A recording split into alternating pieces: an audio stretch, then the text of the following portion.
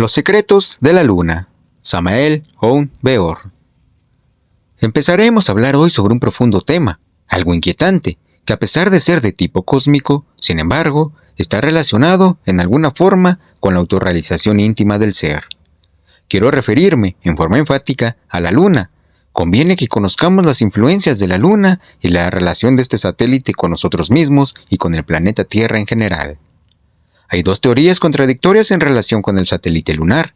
La una asegura, en forma enfática, que la luna es un pedazo de tierra disparada al espacio. Son varios los autores de tipo pseudo-esotérico y pseudo-ocultista que preconizan tal teoría. Se asegura que hace unos cuantos millones de años, cuando el cometa Cóndor chocó con nuestro mundo Tierra, dos fragmentos de nuestro planeta fueron disparados al espacio. He ahí las dos lunas, porque si bien es cierto que la gente cree que tenemos una luna, en realidad de verdad tenemos dos lunas. La otra es tan pequeña que realmente solo se percibe a través del telescopio, como un grano de lenteja. Es de unos cuantos kilómetros, está bastante alejado de nuestro mundo Tierra. Se le denomina Lilith y gira alrededor de nuestro mundo. Es la luna negra. Mas no nos vamos a ocupar ahora de Lilith. Es necesario que nos ocupemos de ese satélite que nos ilumina en la noche, porque guarda íntima relación con la parte psicológica, íntima de cada uno de nosotros. En nombre de la verdad, hemos de decir que nuestro satélite, es más antiguo que nuestro mismo mundo Tierra, y así quedó demostrado ahora con las pruebas del carbono 14. Se han examinado cuidadosamente los guijarros traídos de los astronautas y definitivamente quedó aclarada tal tesis. El mundo oriental afirma, en forma enfática, que la luna es la madre de la Tierra. He ahí dos posiciones ante este satélite, y nosotros tenemos que desentrañar, pues, su misterio. ¿Es un pedazo de tierra disparado al espacio? Así lo aseguran muchos pseudoesoteristas y hasta esoteristas famosos. ¿Es más antigua la Tierra? Así lo afirma el mundo oriental. ¿Cuál de las dos tesis será exacta? Los hechos tendrán que hablar. Cierto autor, cuyo nombre no menciono, porque en verdad nosotros no debemos en modo alguno criticar a nadie, se atrevió a decir que es un planeta nuevo, que está naciendo, que está en proceso de formación y que vampiriza o succiona a la Tierra, que vive de la Tierra. Pero los orientales dicen que la Tierra es quien la vampiriza a él. ¿Quién tendrá razón? Remitámonos a los hechos. Los astronautas han estado en la Luna, ustedes lo saben, nadie lo niega. Se han tomado fotografías y no hay nada que esté demostrando que la Tierra esté vampirizando a la Luna. Si la estuviese vampirizando, habría vida en la Luna ya, y resulta que parece una bola de billar. Volcanes apagados, mares sin agua, arenas y más arenas, guijarros y más guijarros, enormes rocas y nada de vida vegetal ni animal. Entonces los hechos están demostrando que no están vampirizando a la Tierra. En cambio, la Tierra sí está vampirizando a la Luna, a la que ya no tiene que vampirizarle. Tiene rica vida mineral, vegetal, animal y humana, es decir, se absorbió la vida de la Luna. Son los hechos, me remito a los hechos. Si la Luna estuviera vampirizando a la Tierra, tendría vida y ésta estaría bien muerta. Dicen los orientales que es la madre de la Tierra. Estoy de acuerdo con ese concepto. Así pues, ¿cómo podríamos saber algo en realidad sobre la Luna? Algo que no fuera la mera repetición de lo que dicen los orientales y de lo que se dicen los occidentales. Solamente por la visión holostexniana, solamente por ese tipo de visión nada más, repito, por la visión holostexniana. Grábenlo bien, apúntenla, la visión o dos veces holostexniana.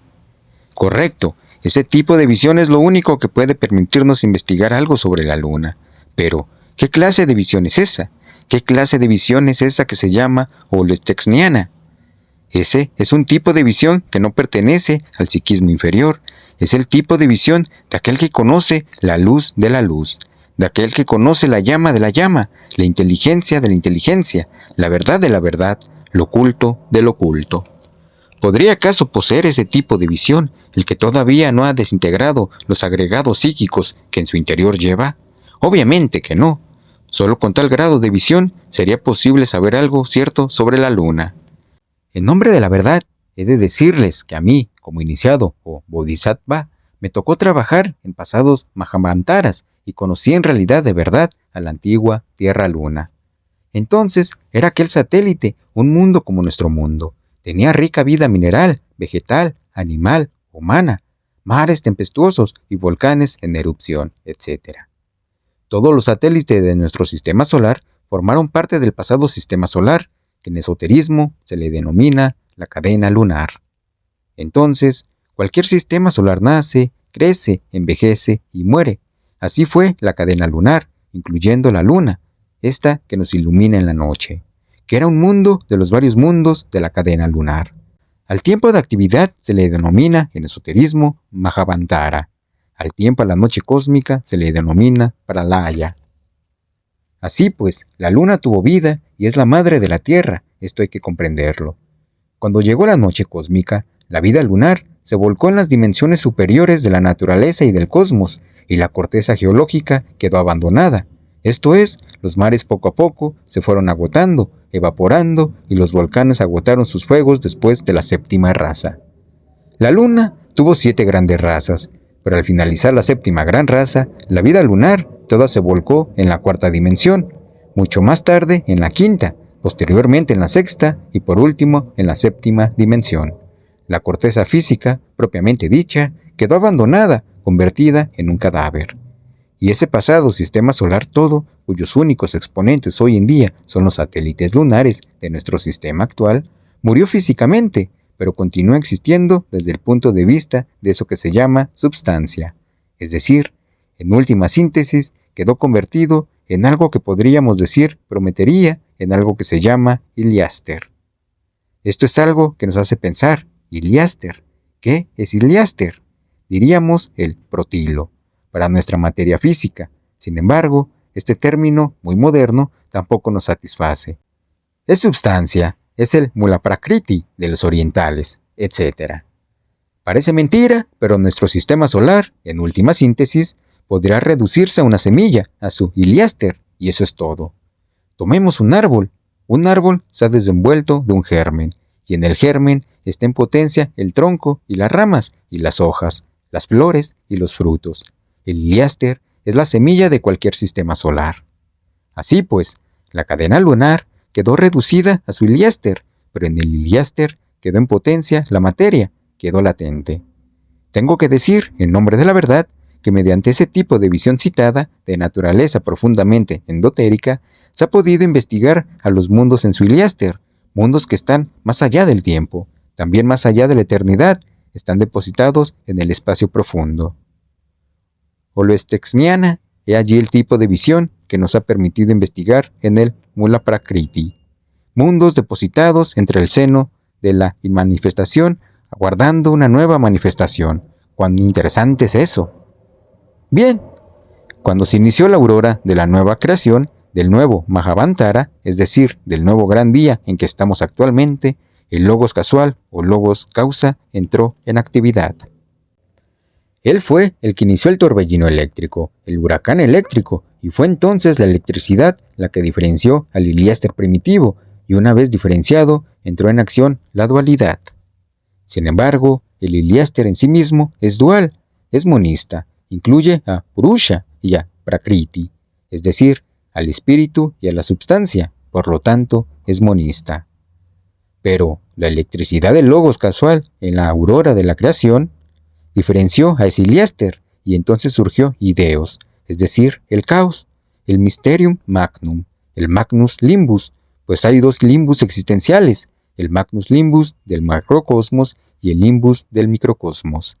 Y así como del Magnus Limbus surge el universo nuevamente, despierta una nueva actividad, así también de nuestro Limbus microcósmico pueden surgir, si así se quiere, los cuerpos existenciales superiores del ser. Cuando surgió el Limbus Magnus como resultado de la diferencia iniciada por el Logos causa, de inmediato entró en actividad el Logos solar, el fuego, tenía que ser así. Los Elohim, desdoblándose, se convirtieron en Padre-Madre, en suprema unión creadora de él y de ella. De Osiris Isis surgió el tercero, el Kabir, el fuego que hizo fecundo a aquel Magnus Limbus donde estaba la semilla de este universo. Allí estaba contenida en potencia la materia. Ese es el auténtico protilo original. Esa es la prometería. Allí estaba en potencia, aguardando, y el fuego fecundó al Limbus Magnus. Entonces, la vida lunar entró nuevamente en actividad. Ese protilo surgió a la existencia. Los mismos elementos, base fundamental de la existencia de las criaturas, fuego, aire, agua y tierra, indudablemente tienen su protilo original, su Iliaster. Quien llegue a manejar el Iliaster de los elementos se convierte en rey de los elementos de la naturaleza y del cosmos. Así surgieron los elementos. El fuego indudablemente cristalizó en aire, el aire en agua y el agua en tierra, y vino a la existencia un nuevo mundo. Un nuevo sistema solar que surgió del Iliaster, una nueva tierra, hija de la luna, hija del alma lunar, hija del espíritu lunar, resultado de su protilo original o de su Iliaster. Si la Tierra, en principio, fue meramente mental durante la primera ronda, astral durante la segunda ronda, etérica durante la tercera ronda, y ahora que estamos en la cuarta ronda, es física. En la quinta volverá a ser etérica, en la sexta volverá a ser astral y en la séptima mental. Y por último, la vida regresará otra vez a su protilo original, a su Iliaster, al germen de donde salió, a su semilla auténtica. Así como en un grano, en un germen, por ejemplo, en el germen de un árbol, está contenido en potencia todo el árbol, así en el germen del universo está contenido en potencia todo el universo. Vean ustedes cómo la variedad es unidad. Dense cuenta ustedes cuán equivocados están muchos pseudoesoteristas, pseudoocultistas y científicos cuando pretenden que la luna es un pedazo de tierra disparado al espacio.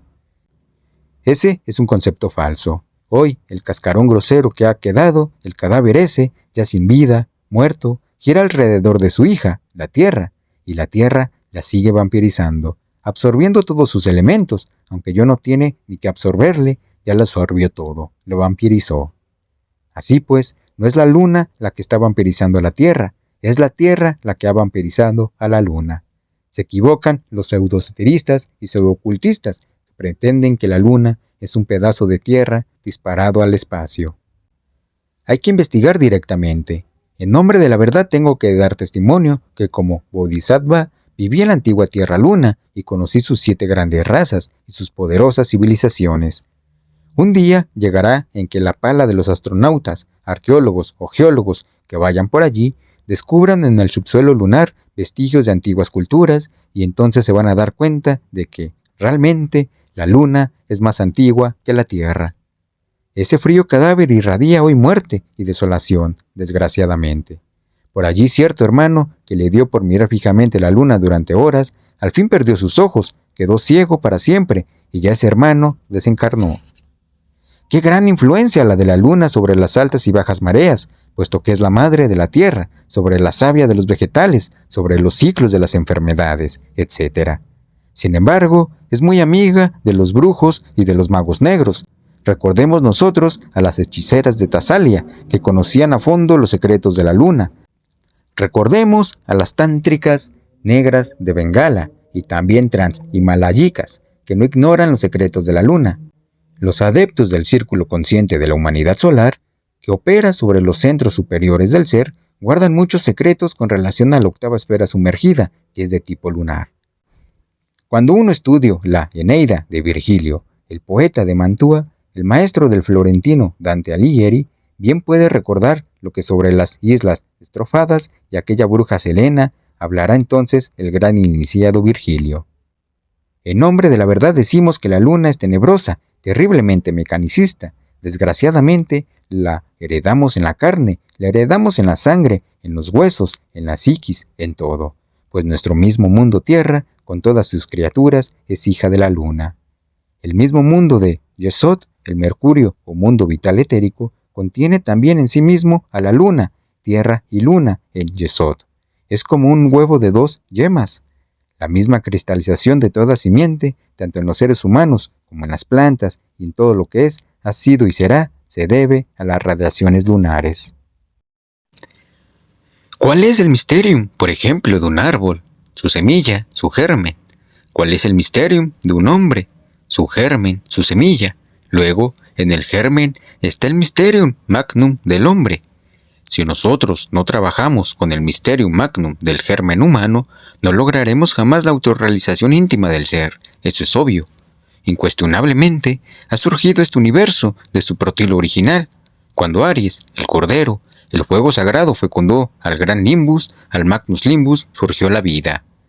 Solo por el lado de Aries, del Cordero, del fuego, que se puede escribir con estas 4 letras, INRI, es posible que nos independicemos de las fuerzas lunares, de otro modo no es posible.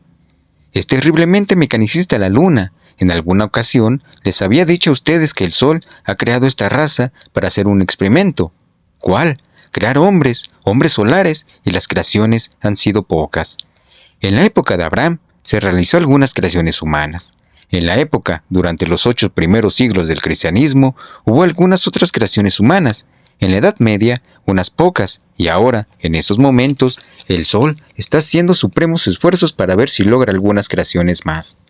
Lo intenta antes de que llegue Hercolubus, el mundo que viene a producir el incendio universal y la revolución de los ejes de la Tierra con el fin subsiguiente de la gran raza aria.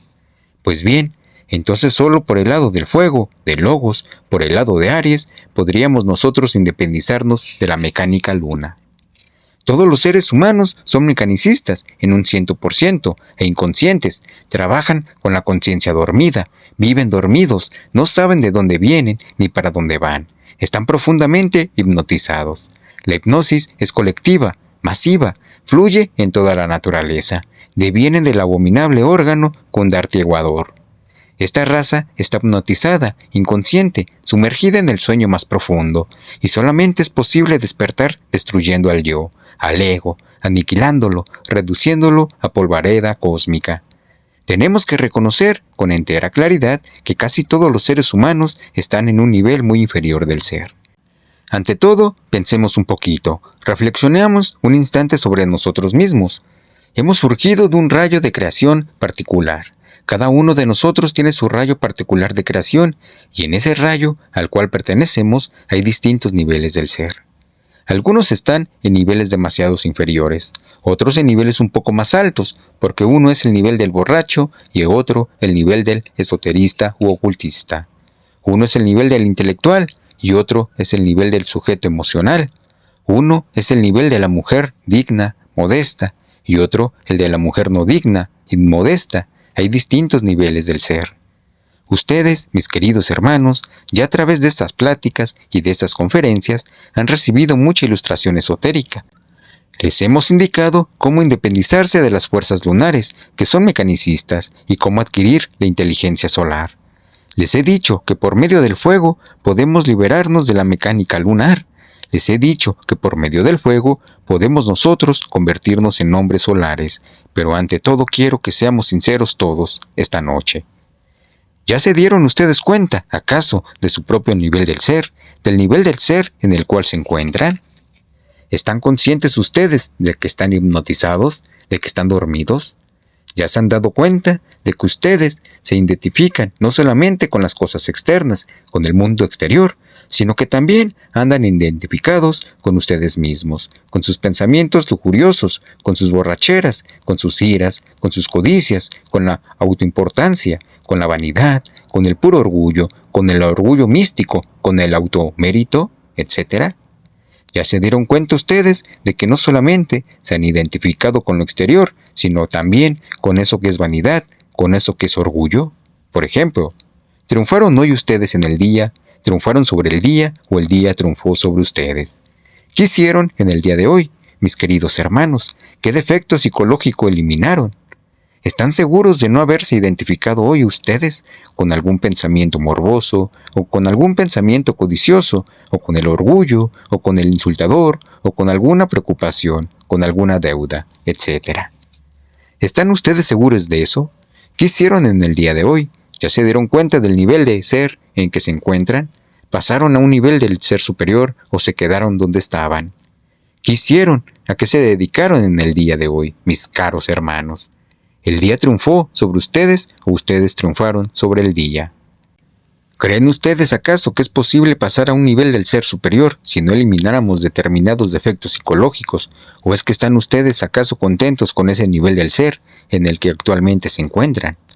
No olviden, vuelvo a repetir, que en ese rayo al cual pertenecemos nosotros hay distintos niveles del ser. Y si nos vamos a quedar toda la vida en un nivel del ser, entonces, ¿qué es lo que estamos haciendo? Para cada nivel, en cada nivel, existen determinadas amarguras, determinados sufrimientos, eso es obvio. Todos se quejan de que sufren, todos se quejan de sus problemas, todos se quejan del estado en que se encuentran, de sus luchas, pero yo me pregunto una cosa, ¿se preocupan los hermanos, acaso, por pasar a un nivel del ser superior? Obviamente, mientras estemos en el nivel del ser en que estamos, tendrán que repetirse todas las circunstancias adversas que ya conocemos. Todas las amarguras en que nos encontramos tendrán que surgir una y otra vez los mismos problemas. Muchos se quejan, dicen, pero bueno, ¿cómo hago yo para salir del estado en que me encuentro? ¿Cómo haré yo para pasar a un nivel superior del ser? Les explico que tienen que eliminar determinados defectos, mas no quieren entender. Debajo de nosotros, de cada uno de nosotros, hay diversos niveles del ser. Encima de nosotros hay distintos escalones. En el nivel en que nos encontramos hay problemas, las luchas ya los conocemos, las dificultades son las mismas, nada cambia. Mientras estemos en este nivel en que nos encontramos, una y otra vez surgirán idénticas dificultades. ¿Quieren ustedes cambiar? ¿No quieren tener más los problemas que tanto les afligen? Los económicos, los políticos, los sociales, los espirituales, los familiares, los de negocios, los de lujuria, los de odio, los de envidia, etcétera, etcétera. ¿Quieren ustedes salvarse de tantas dificultades? No tienen más que pasar a un nivel del ser superior. Cada vez que nosotros damos un paso hacia un nivel del ser superior, nos independizamos un poco más de las fuerzas de la luna, que las llevamos, como ya les dije, en la carne, en la sangre y en los huesos, y en el espíritu y en el alma, y en todo, porque somos hijos de la luna, por desgracia. Algunas veces hemos hablado nosotros sobre el rasgo psicológico característico particular de cada persona. Ciertamente, cada persona tiene un rasgo característico, psicológico, eso es cierto, pero unos tendrán como rasgo característico a la lujuria, otros la codicia, otros el odio, etc. Pero el rasgo característico es una suma de varios rasgos típicos particulares. Y he de decirles a ustedes, mis queridos hermanos, que para cada rasgo característico particular existe siempre un evento definido, una circunstancia definida. Que un hombre es lujurioso, obsérvese luego su vida, y siempre habrán circunstancias de lujuria en su vida, acompañadas de determinados problemas. Que éste es borracho, ese es su rasgo característico, obsérvese su vida. Que aquel es codicioso, bueno, ese es su rasgo característico, y alrededor de él habrán cárceles, habrán problemas económicos, abogados, pleitos, etc. Para cada rasgo psicológico particular existe siempre una circunstancia o una serie de circunstancias definidas que se repiten siempre y siempre y siempre. De manera que si nosotros no conocemos nuestro rasgo característico psicológico, vamos mal. Y necesitamos conocerlo si es que queremos pasar a un nivel superior del ser y eliminar de nosotros los elementos indeseables que constituye ese rasgo característico psicológico particular. De lo contrario, ¿cómo pasaríamos a un nivel del ser superior? Ustedes quieren dejar de sufrir, pero no hacen por cambiar, no luchan por pasar a un nivel superior del ser. Entonces, ¿cómo podrían cambiar? Ahora, hay un hecho concreto en la vida, y este es la discontinuidad de la naturaleza. Eso es obvio, todos los fenómenos son discontinuos. Así pues, los distintos niveles del ser son discontinuos. Esto significa que mediante la evolución no llegaríamos jamás nosotros a la perfección. El dogma de la evolución no sirve para nada, como no sea para estancarnos. Conozco a muchos pseudoesoteristas y pseudoocultistas, gentes sinceras, de buen corazón, embotelladas en el dogma de la evolución, que guardan a que el tiempo los perfeccione y pasan miles y millones de años y nunca se perfeccionan. ¿Por qué? Porque nada hacen por cambiar el nivel del ser, permanecen siempre en el mismo escalón. Se necesita pasar más allá del dogma de la evolución y meternos por el camino revolucionario, por el camino de la revolución de la conciencia. La evolución y su hermana gemela, la involución, son dos leyes que se procesan simultáneamente en todo lo creado, constituyen el eje mecánico de la naturaleza, pero jamás nos llevan a la liberación, forman la rueda del samsara. Hay evolución en el grano que germina, en la planta que crece, de ramas y frutos, y hay involución en el árbol que se va marchitando, poco a poco, degenerando, entra en decrepitud y al fin muere. Hay evolución en la criatura que se forma entre el vientre materno, en el joven que se enlaza a la lucha con la vida. Hay involución en el anciano que entra en el estado de decrepitud y al fin muere. Las leyes de la involución y de la evolución son puramente materiales, físicas, nada tienen que ver con la autorrealización íntima del ser. No las negamos, existen, pero no sirven para la autorrealización. Nosotros lo que necesitamos es ser revolucionarios de verdad, meternos por el camino de la revolución de la conciencia. ¿Cómo podríamos pasar a un nivel del ser superior si no fuéramos revolucionarios? Observemos los distintos peldaños de una escalera, son discontinuos. Así también son los distintos niveles del ser, discontinuos. A cada nivel del ser pertenecen determinado número de actividades. Cuando uno pasa a un nivel del ser superior, tiene que dar un salto y dejar todas las actividades que tenía en el nivel del ser inferior. Me viene todavía a la memoria aquellos tiempos de mi vida, hace unos 30, 40 o 50 años atrás, que fueron trascendidos. ¿Por qué? Porque pasé a niveles superiores del ser y lo que entonces constituía para mí lo de la máxima importancia, mis actividades de aquella época fueron suspendidas, cortadas, porque en los escalones superiores hay otras actividades y son completamente diferentes. Así ustedes, si ustedes pasan a un nivel del ser superior, tienen que dejar muchas cosas que actualmente son para ustedes importantes y que pertenecen al nivel en el cual se encuentran. Fluye esto, pues de un salto, y ese salto es revolucionario, rebelde, jamás es de tipo evolutivo, siempre es revolucionario. Rebelde no es evolutivo, ni es involutivo tampoco, es revolucionario, rebelde. Y así nosotros, subiendo por los distintos niveles del ser, llegaremos al nivel del ser más elevado, o a los niveles del ser más elevados en Dios. Dios mismo es inteligencia, es la inteligencia de la inteligencia, no es la luz espiritual, es la luz de la luz espiritual, es la llama de la llama, la verdad de la verdad. Llegar a esa experiencia de lo real requiere pasar a niveles superiores del ser, y esto solamente es posible a través de incesantes revoluciones, de constantes revoluciones. Cuando uno estudia los evangelios del Cristo, viene a darse uno cuenta realmente de que el Señor de perfección quiere que nosotros nos liberemos. Veamos, las bienaventuranzas, por ejemplo, son solares en un 100%, no lunares. Comienzan las bienaventuranzas enseñándonos la no identificación. Bienaventurados, dice el Señor de perfecciones. Bienaventurados los pobres de espíritu, porque de ellos es el reino de los cielos. Pues bien, ¿quiénes son los pobres de espíritu? ¿No se les ha ocurrido a ustedes pensarlo? Un hombre que está identificado con el dinero, con sus pleitos, con sus negocios, etc., ¿es acaso un pobre de espíritu?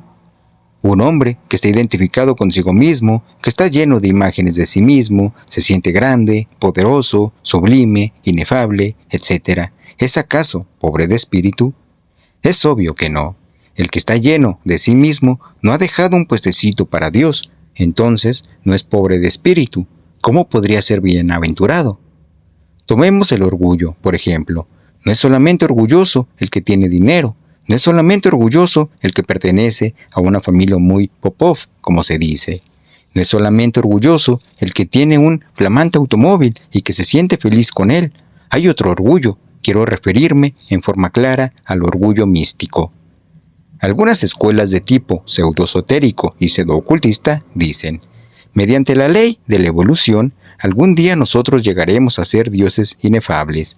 El hombre está llamado a convertirse en un dios. Claro, enseñanzas así los conduce a uno al orgullo místico, al engreimiento espiritual, a la mitomanía, porque el hombre, aunque sea muy perfecto en realidad, aunque llegue a ser un bodhisattva, no es más que eso, un hombre. Dios es el Padre que está en secreto, solo Él es Dios.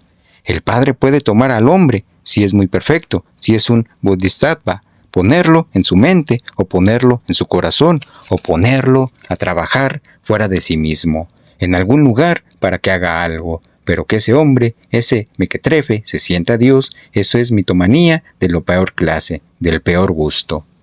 Los hombres somos hombres, y nada más que eso, hombres. Dios es Dios, pero nosotros, los hombres, somos hombres.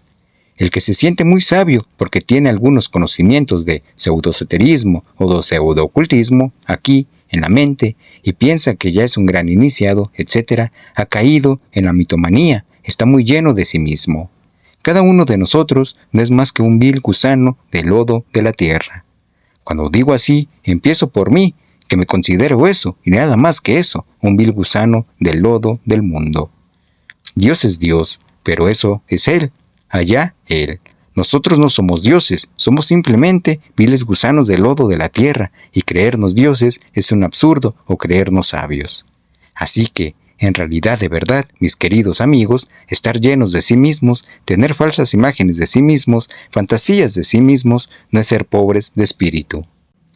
Cuando uno reconoce su propia nadidad y miseria interior, cuando uno no se siente tan sublime, ni tan Dios, ni tan sabio, cuando comprende que es un pecador como cualquier otro, entonces ya no está lleno de sí mismo y será bienaventurado. Pero, ¿qué es eso de ser bienaventurado?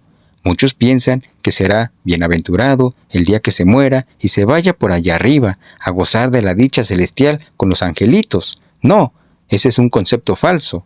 Bienaventurado significa felicidad, será feliz. ¿Dónde? Aquí y ahora. ¿Entrará en el reino de los cielos? Correcto, que entre en el reino de los cielos. Pero, ¿dónde está el reino de los cielos? ¿En qué lugar del universo está? Seamos sinceros consigo mismos. El reino de los cielos está formado por el círculo consciente de la humanidad solar, que opera sobre los centros superiores del ser. Ese es el reino de los cielos. Así pues, seamos prácticos y comprendamos todo esto. Así debemos actuar. Así pues, el Evangelio del Señor comienza por enseñarnos la no identificación. Uno se identifica consigo mismo, pensando que va a tener mucho dinero, un lindo automóvil, último modelo, o que la novia lo quiere, o que va a conseguir una gran fortuna, o que es un gran señor, o que es un gran sabio. Hay muchas formas de identificarse consigo mismo. Uno tiene que empezar por no identificarse consigo mismo y después no identificarse con las cosas de afuera. Cuando uno no se identifica, por ejemplo, con un insultador, lo perdona, lo ama, no puede herirlo, y si alguien le hiere a uno el amor propio, pero a uno no se identifica con el amor propio, pues es claro que no puede sentir dolor ninguno, puesto que no le duele. Y si no se identifica a uno con su vanidad, no le importa andar por la calle aunque sea con unos calzones remondados. ¿Por qué? Porque no está identificado con la vanidad. Sí, primero que todo, no identificarnos consigo mismo, y luego no identificarnos con las vanidades del mundo exterior. Cuando uno no se identifica consigo mismo, puede perdonar. Recordemos la oración del Señor. Perdonanos nuestras deudas, así como nosotros perdonamos a nuestros deudores. Yo digo algo más, no basta simplemente perdonar, hay que cancelar las deudas, y eso es todo. Alguien podría perdonar a un enemigo, pero no cancelaría las deudas jamás. Hay que ser sinceros, necesitamos cancelar, y ese es el sentido o el fondo de aquella frase que dice, perdonanos nuestras deudas, así como nosotros perdonamos a nuestros deudores. Mientras uno se identifique consigo mismo, no puede perdonar a nadie. A uno le duele que lo insulten, a uno le duele que lo humillen, a uno le duele que lo menosprecien. ¿Por qué? Porque tiene el yo del orgullo, tiene el yo del amor propio allá adentro, bien revivo, y mientras uno tenga el yo del amor propio, pues le duele que otro le hiera ese amor propio. Así pues, si nos identificamos, entonces no es fácil perdonar, y aún más, digo, cancelar las deudas, que es lo mejor. Dice también el Evangelio del Señor, bienaventurados los mansos, porque ellos recibirán la tierra por heredad. Esta es otra cosa que nadie ha entendido. Bienaventurados, dijéramos, los no resentidos, porque si uno está resentido, ¿cómo puede ser manso? El resentido se la pasa haciendo cuentas. Ah, pero yo que le hice tantos y tantos favores a este individuo, que yo, que lo protegí, que le hice tantas obras de caridad, y vean cómo me ha pagado. Ah, este amigo que tanto le serví y ahora no es capaz de servirme. El Evangelio del Señor cuando dice, bienaventurados los mansos, porque ellos recibirán la tierra por heredad, debe traducirse, bienaventurados los no resentidos. ¿Cómo podría ser uno manso si está lleno de resentimientos? El que está lleno de resentimientos vive haciendo cuentas a todas horas, luego no es manso, entonces, ¿cómo podría ser bienaventurado? ¿Qué se entiende por bienaventurado? Se entiende la felicidad. ¿Están seguros ustedes de que son felices? ¿Quién es feliz? He conocido gentes que dicen, yo soy feliz, yo estoy contento con mi vida, yo soy dichoso. Pero esos mismos les hemos oído decir, me molesta fulano de tal, aquel tipo me cae gordo, no sé por qué no se me hace esto que tanto he deseado. Entonces no son felices. Realmente lo que sucede es que son hipócritas, eso es todo. Ser feliz es muy difícil, se necesita, antes que todo, ser manso. La palabra bienaventuranza significa felicidad íntima, no dentro de 1000 años, sino ahora, aquí mismo, en el instante que estamos viviendo. Si nosotros verdaderamente nos tornáramos mansos mediante la no identificación, entonces llegaríamos a ser felices.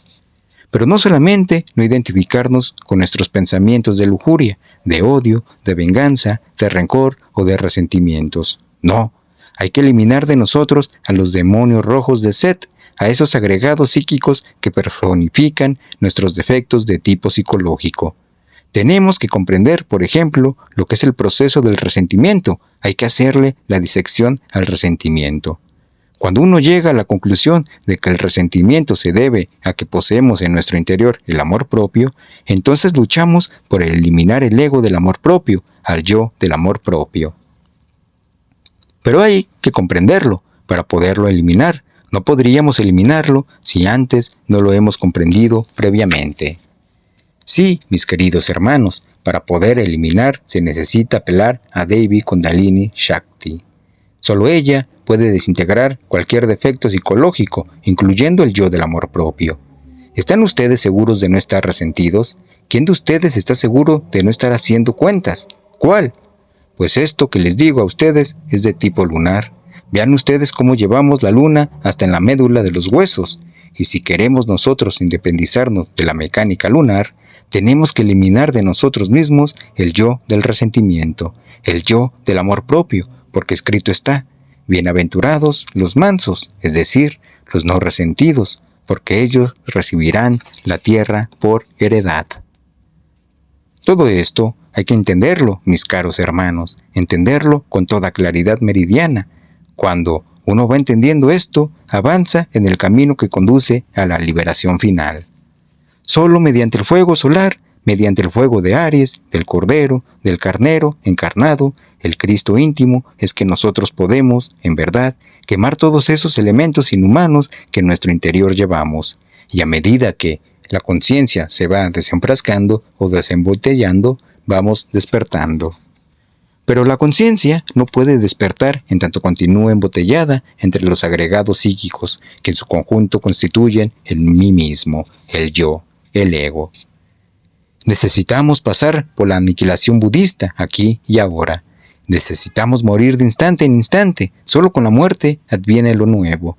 Si el germen no muere, la planta no nace. Necesitamos aprender a vivir, liberarnos pues de esa herencia lunar que tenemos. Tal herencia la traemos en verdad, mis queridos hermanos, desde el mismo protilo del cual surgió el universo.